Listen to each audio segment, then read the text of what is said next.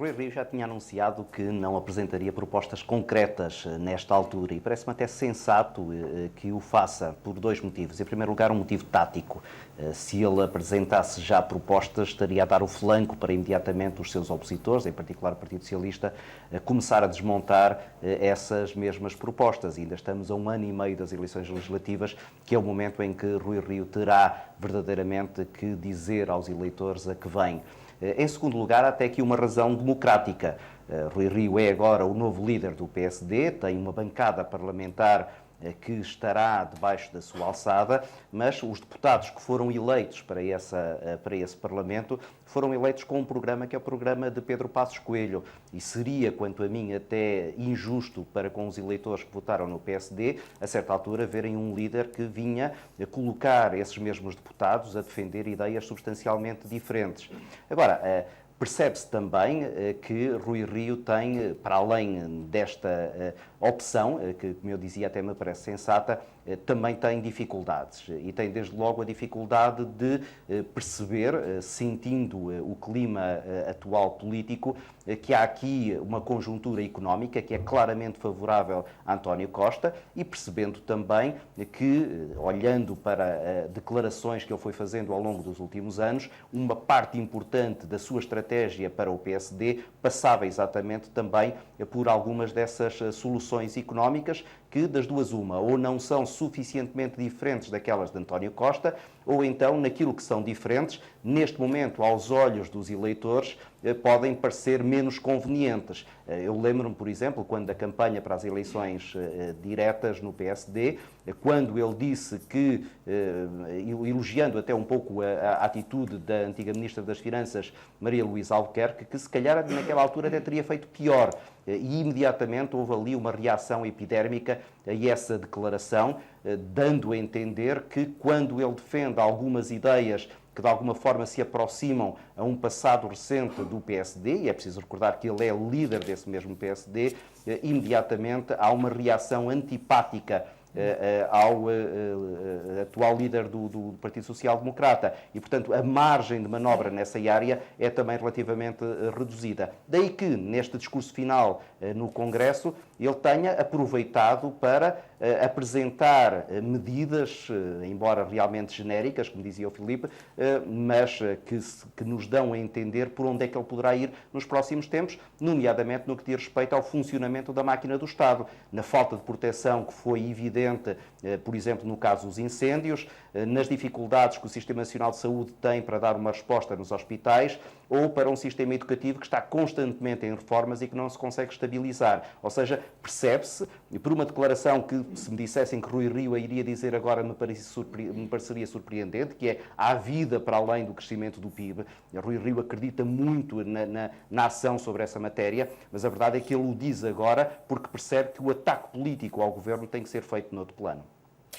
Em relação ao governo, Rui Rio sempre vai dizendo que é preciso fazer pactos de regime, é preciso concertar posição com os partidos, não só com o PS, com todos, e ele deixou isso claro, sobre alguns temas, e ele elege sobretudo dois, a questão da descentralização e da sustentabilidade da segurança social. Mas hoje António Costa falou sobre o assunto e não pareceu deixar muito espaço a Rui Rio para esta vontade de entendimentos. Há um bloco central sobre a rejeição do bloco central, que é desde logo interessante. Ambos recusaram imediatamente esse bloco central, o que me parece também absolutamente sensato.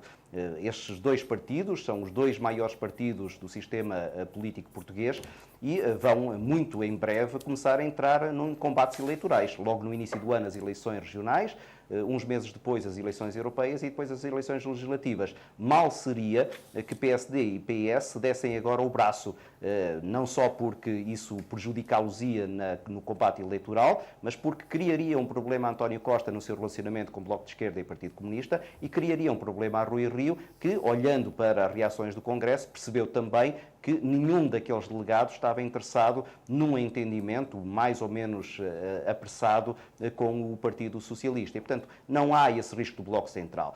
Há depois a questão dos entendimentos, e os entendimentos já se percebeu que poderiam ser em matérias setoriais, a matéria da justiça ou a matéria da segurança social, mas também isso me parece pouco provável. E quando Rui Rio diz com vários partidos, não é só com o Partido Socialista, é com vários partidos, mas quer dizer, não faz sentido ser com mais nenhum do ponto de vista prático, porque veja-se, se fosse com o CDS, o PSD e o CDS têm minoria no Parlamento, mesmo que eles se entendam sobre algumas matérias, isso seria absolutamente inútil quando PS, Bloco e PC votassem contra esse entendimento. Também não estamos a ver o PSD entender-se com o Partido Comunista e com o Bloco de Esquerda, com os quais têm quase nenhuma afinidade. Portanto, a única possibilidade de entendimento será com o Partido Socialista. E aqui voltamos ao mesmo problema. Não me parece que neste momento do calendário político haja grande espaço para Rio e António Costa se entenderem, apesar das afinidades que eles têm e apesar do bom entendimento político e pessoal que há entre os dois líderes. Ricardo. Antes de mais, é preciso saber o que é que está dentro da caixa desta investigação que corre agora no DIAP. E tão interessante como foi ouvir hoje os argumentos de Elina Fraga, que concordo também com o Filipe, foram muito claras, também é preciso ouvir agora aqueles que são os dados que o atual bastonário conhece sobre Elina Fraga e as histórias que certamente ele terá, se quiser, a contar sobre sobre o mandato de Elina Fraga e sobre a altura em que ela era número 2 de Marinho Pinto. E aí então perceberemos um pouco melhor qual é que é o risco que Rui Rio correu ao escolhê-la para a sua vice-presidente. Porque, na verdade, nós neste momento não sabemos. Ouvimos falar da preferência por alguns escritórios de advogados, mas ela desmontou muito bem, pelo menos na sua versão, esse caso. Ouvimos falar de um aumento substancial do salário que ela oferia enquanto bastonária, mas certamente que ela também terá uma explicação para isso. Enfim, estamos a ouvir as explicações dela, vamos também ver se não haverá ali nada de bem mais preocupante para o atual líder do PSD, que possa causar algum desconforto. Agora, conhecendo Rui Rio como nós conhecemos, sabemos que dificilmente ele abrirá a mão de Elina Fraga e que tudo fará para evitar até que ela possa tomar a iniciativa de se querer afastar da direção do PSD. Exatamente porque esta escolha foi uma escolha informada, de certeza. Não me acredito que o Rui Rio esteja a ser apanhado de surpresa com o que quer que seja relativamente a esta matéria e uma escolha também consciente dos riscos que ela tinha, sendo uma escolha disruptiva, como Rui Rio no passado, sobretudo quando era Presidente da Câmara do Porto, fez várias vezes.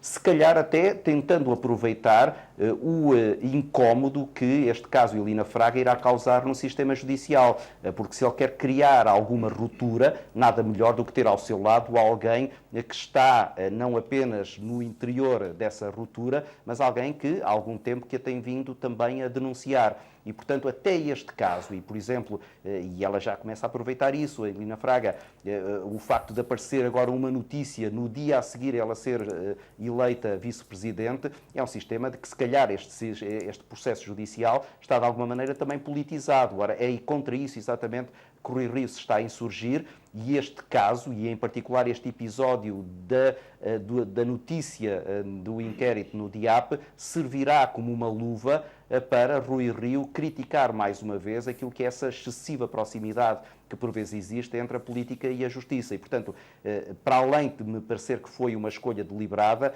é uma escolha que, se correr bem, isto é, se não houver realmente demasiados esqueletos dentro daquele armário de Elina Fraga, pode até ser vantajosa para a estratégia de Rui Rio.